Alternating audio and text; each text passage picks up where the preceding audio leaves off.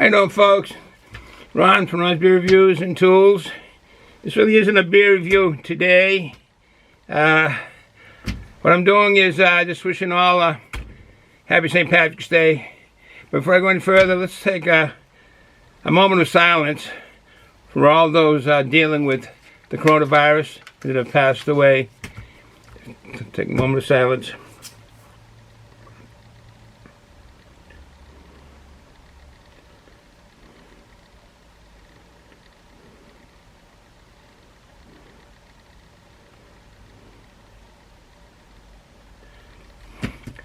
I wish them well, rest in peace, and to the families. Let's somewhat celebrate St. Patrick's Day, which is always a nice day around, I think maybe the world, I don't know, but I know in the United States and Ireland, I know in the United States at least, it's celebrated pretty well. We wear our green. I've got my green on today. I'm not of Irish descent. My forebearers are all Western European. They came from some pretty prominent countries, strong countries. They come from, I usually do everything alphabetical order. I'm going to do it reverse. I learned that through school. And then people saying, oh, then last names ended with T or W, and they're always last. So when I was coaching my son, kids in Little League and hockey, soccer, certain sports, I reversed it, and I started with the letter Z, Y, W, you know, all the way backwards, and I kind of knew it by my hand, so I'll do it this way now. There's 3 countries that my forebears came from, and at one time they were all actually leaders of the world on the waterways. Portugal was one of them on my father's side. Italy is another on my mother's side. Her descendant was all Italian. And again, English, Frisbees on my father's side. They were dominated the seas at one time in Italy with Christopher Columbus, and Portugal with Vasco da Gama and Henry the Traveler, I think. King Henry something. Not King Henry VIII from England, but they have a statue to King Henry the Navigator. Sorry, Henry the Navigator. Henry the Navigator, who did an awful lot for the travel of ships and so forth around the world. Okay, that's my wife though is some Irish descent in her, and she is a Mayflower descendant. Her forebears on her mother's side came over on the Mayflower, Francis Eaton, and that's really nice. My kids are Mayflower kids, I guess you'd call them. But anyways, okay, enough of the heritage. The Irish people, have a happy St. Patrick's Day. I hope you have a good day. We can't go celebrating no more what's going on, no more than 25 people. But I do have a beer. I am going to celebrate with the beer. I want to say another thing. Let me get comfortable here. I feel like the camera's over. I'm on the camera. Right? This goes to Trish up in Massachusetts. She was talking about making an Irish car bomb. And you need this, some Baileys, and some Irish cream liqueur. Now, when I made them, I used these shot glasses. These are split. I don't know if you can see them. They're split right down the middle. So what you do is you put Jameson on one side, and the Irish cream Bailey on that side, the Irish cream liqueur on that side. Because what happens, you're supposed to put them in a shot glass, and if you put the both of them in the shot glass, the whiskey starts curdling. Correction, curdling, not curdling, curdling the Irish cream liqueur, because it's cream. So this here is dividers in it. And these really make, because you have to drop it in the, well, here's the mug we're going to be using for this beer. Put that in so you can see. Instant Irish, just add beer. I store these over here, and that is why this is in here. Keep the dust out and anything else that may fall in there. So, So anyways, this would be, you have the two. You'd fill this with the Guinness Stout, about 3/4 of the way. And then you'd put the Jameson whiskey here, Irish whiskey, and Irish cream liqueur there. And you literally drop this in. So make sure this is clean. Make sure the whole little shot glass, and you drop it in. And then you got to chug it right away because it's going to start curdling. You're going to see it. The actions of what they're doing, the alcohol is doing to the Irish cream liqueur. Okay, so enough said. I just want to say something here. This stout beer here is like 4.2% alcohol by volume, and there's a reason for this one being that. Is that I got some due diligence on this. Is that Guinness? What they do is the stout. Just straight stout is a form, and it might be on their breweries, only is a form of ale. Stout has a lot of roasted malts and coffees and chocolates, and a lot of roasted, so that they won't tell you if it's roasted coffee in there or some chocolate. It doesn't tell you that, but it could have that in there, because you do get that flavor in all your stouts, and some do tell you that. Now, draft, what this says on here, draft stout, not straight stout, is a beer that comes from a keg. Remember now, just regular stout is not from a keg. It'll be bottled in cans. This draft beers initially are in kegs, wooden kegs. Now they have metal kegs, but we'll just say kegs because they can cover as the metal kegs. And what they do, and I mean they do now put, because they must have a widget in this here, bottle against the keg, and the ABVs are different, and this one here can go from 4.1 to 4.3, depending on what country or part of the United States it goes to. A lot of the military bases have a cap on the ABV. The other brews, like this here, is worldwide, and countries only allow certain much, so that's why it could be that. But that is what this is. The stout is different, and there's one that's higher. An extra. I don't know if I have it on here. No, I don't have that on. It's the extra. It's in the United States. How we do? Guinness Extra Stout, and that goes from 4.2 to 5.6% ABV, and that is in the United States. You can get that in the United States. That's Guinness Extra Stout. So there is a difference on the brews. Maybe not the recipe. Definitely the recipes are all the same, but the alcohol, the way they put in the amounts of malts and sugar and getting the ABV up. And I used to, when I was brewing, I'd put just an extra teaspoon of sugar in each bottle, and then I would let it pour the brew in, and that would raise it a little bit. A lot of times the caps would blow off because of that. All right, I did want to say some information on St. Paddy's Day, which is really a very nice, too bad. It's a festive day. The Irish Americans really enjoy it, as we do too, and we should. But there's some pretty interesting stuff I found about it, and I can't find it right now for some. Let's see about. Let's see. Oh yeah, the origin of St. Patrick's Day. St. Patrick revelers thought wearing green at one time.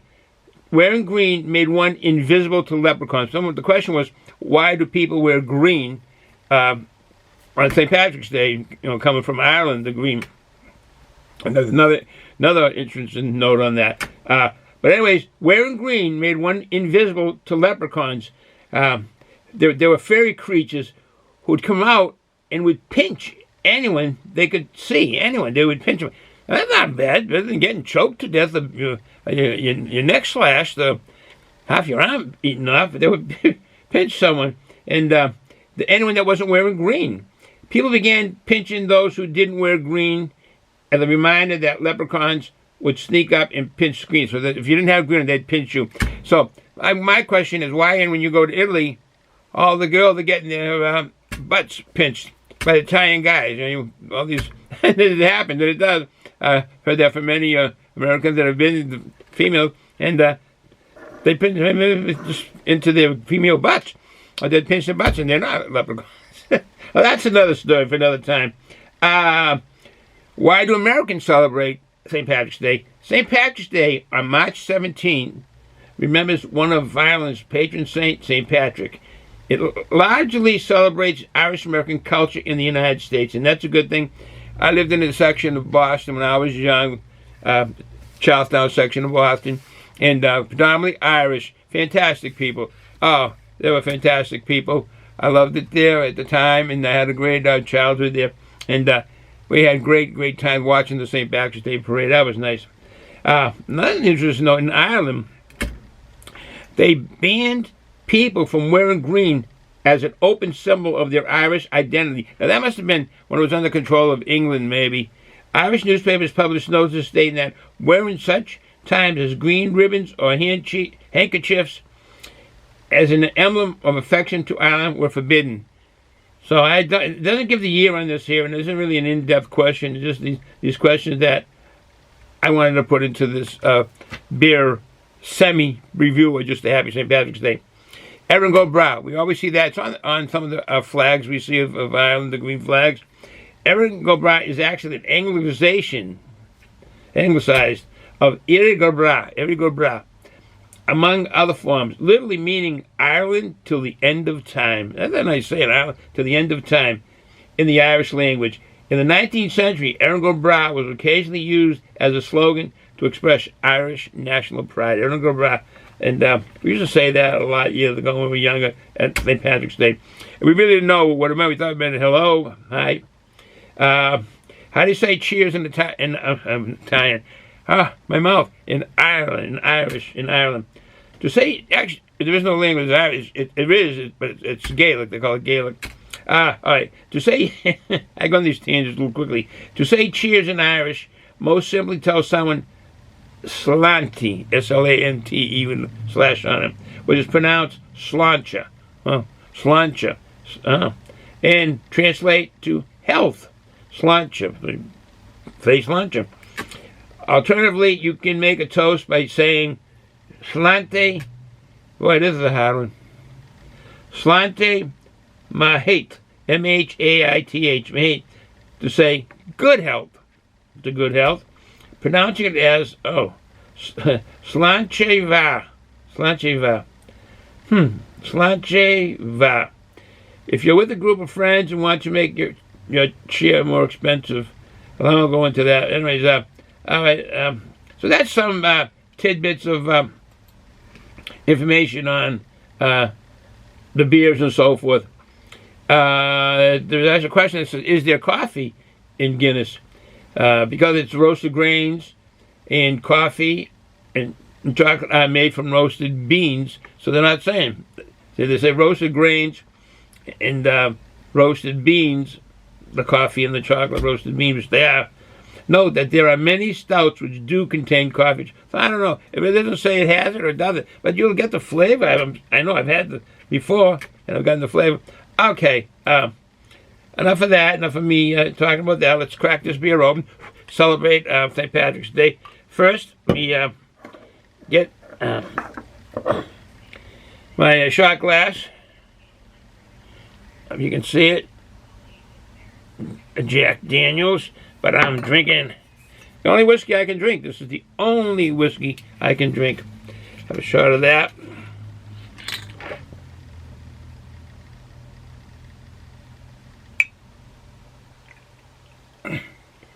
Okay, that's nice.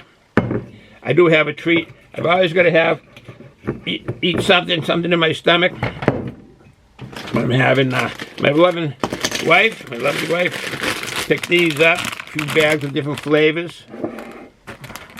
They're nice. They're like potato chips in a way, called poppable. I don't like heavy treats. I do like sticks, pretzel sticks. I do like pretzel sticks. These are pretty nice.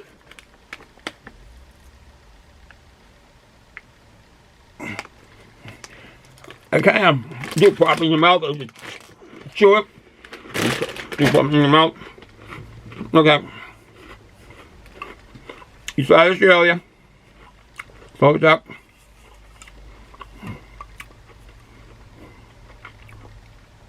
Pause that to read that. This is a throwback ham, as it says here, of the 1930s and 50s.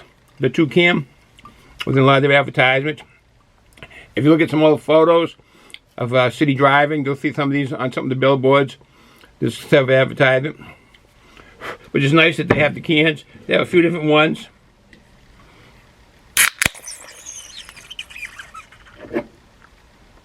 I can hear the widget.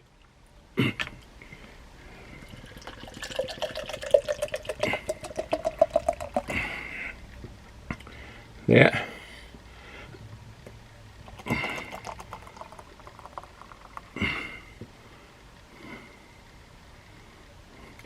Look at that. The beer is way on the bottom. The dark. This is what you get. This is a draft. When you go into a tavern, a bar, or even in a restaurant and you order, this is what it'll look like at the bar as he pours it.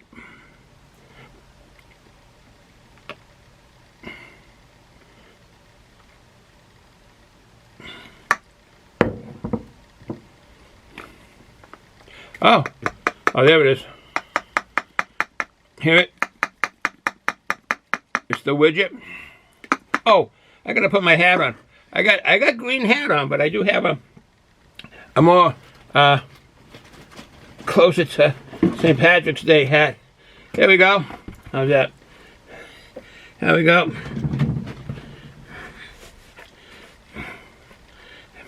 How'd that look? I didn't need a pipe. And dye my beard red or orange. We have a pipe here? And put a pipe in my mouth. And start doing the Irish jig. Alright. Alright, now that's what the beer looks like. The head's dissipating. I mean, not dissipating, but going up fast. Nice creamy head on it. I don't know if I can, without spilling, no, I can. Yes, no, maybe, no.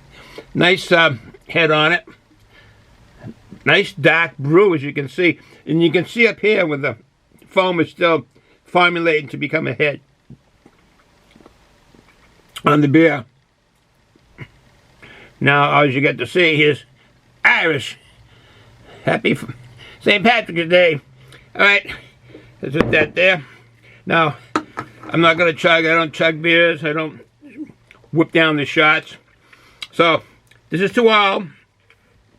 And all that are Irish, and Irish at heart, and all that are celebrating St. Patrick's Day. Salute. Oh, how sweet it is. This is all good. White cheddar. I do like the salt and vinegar. Those are good. The only whiskey I can drink is a Jameson. And this is the cask mate, the IPA edition. I think now they have 3, they have 2, the stout edition. I think they have another one. All right, again, bottoms up. I can't see all that word that they use for salute.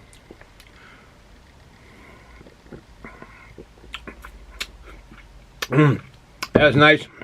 That's nice.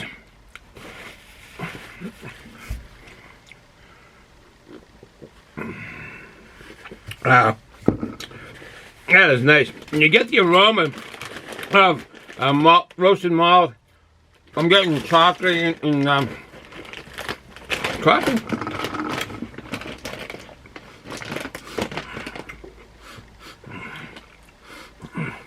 Now I'm not picking up.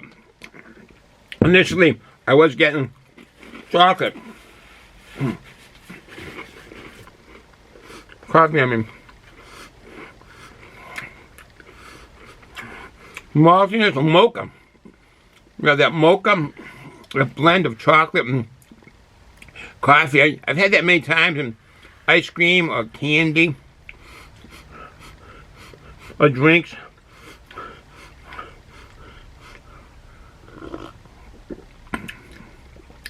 Definitely the flavor follows the aroma.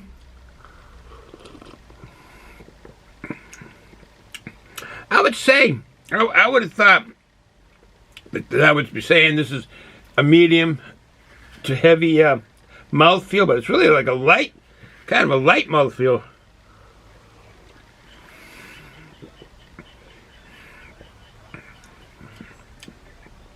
It's not sweet. People have said, oh, they don't like Guinness Stout because it's sweet. Well, this is a draft, so I don't know if there's a big difference as far as like the sweetness. It shouldn't be.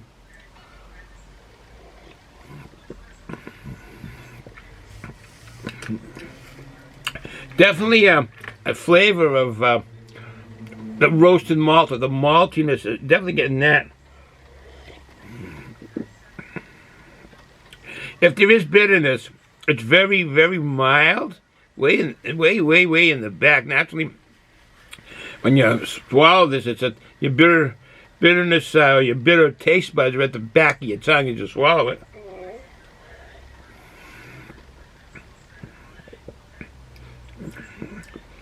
Big, nice flavor though. It's very flavorful.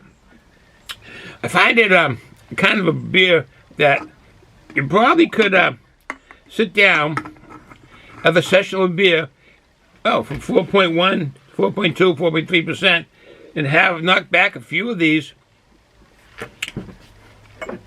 I am having another brew here after this one here, this shot. I go to my Hobby Lager, a Jack Abbey. They brew some good brews. This is nice. So I will be having this after I have the Guinness over here. I will be having that. 5.5% alcohol by volume. 30 international bitter units. So this Galaxy brought with a hoppy lager. It's a lager beer that's hoppy. It's a hoppy beer that has hops in them. 30 IBUs, but it's a lager. So I'll be having that after I finish this one here. And so forth. A few friends, family, fellow workers, or like St. Patrick's Day, have your own parties at home. And be careful who you invite. Make sure they're not got a fever. But yeah, it's something that this coronavirus has really changed the standard of living. Is I haven't gone to the stores around. My loving wife does the shopping.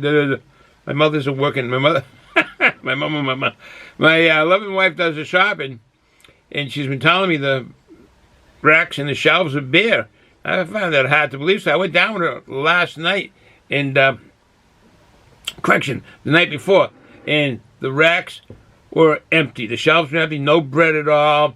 All the cleaners and the hand sanitizer, all the toilet paper that those aisles empty. The meat aisle empty. The shelving of the refrigerators are, the horizontal refrigerators where all the meats are, were empty, and just a lot of the seafood were gone. It just was. I wouldn't say it's eerie. It's going. We know it's going to come to an end. Usually, these people that are hoarding, they can only hoard so much. I don't see it lasting as far as that part of the shelf being empty, because how much can you stock in your house? I mean, this is going to end. It's going to come to an end, and normalcy will come back. I see the stock market is rising, but that will fluctuate. It has been on a steady, slow rise now, and as things get better. But I still am concerned about people that work in the medical industry, the hospitals, the clinics, and the walking clinic, the EMS people, of them getting sick, because they have to be quarantined. Not so much that they may be sick, but if they get in contact, they've got to be quarantined. And to see if they do have the sickness, and that means they can't do anything, they can't be around people, can't be helping the patients. So this is a part that worries me about the people that are working in the hospital. I do have a youngin'. My youngest, she is a nurse, works in the hospital, and she's an RM. So I worry about stuff like that, not just because of her, because of all the health people, because hospitals are important right now. I mean, they always have been, but suddenly become like this pandemic. They really are.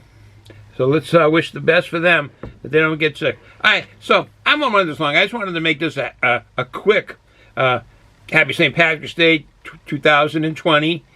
It's a nice day here. There's no sun out in Massachusetts. It's a typical March day towards the end before it goes into spring. And the temperature is kind of cool here, but it's winter, so it's expected. And well, let's enjoy the day. We're going to have some, my loving wife has the corned beef and cabbage and carrots and potatoes and soda bread. And we will enjoy ourselves. Everybody I know is staying home in their own houses and so forth. But you gotta live. You gotta enjoy the day. All right, so I'm gonna end it here. Have a good day. Happy St. Patrick's Day, 2020. Ciao.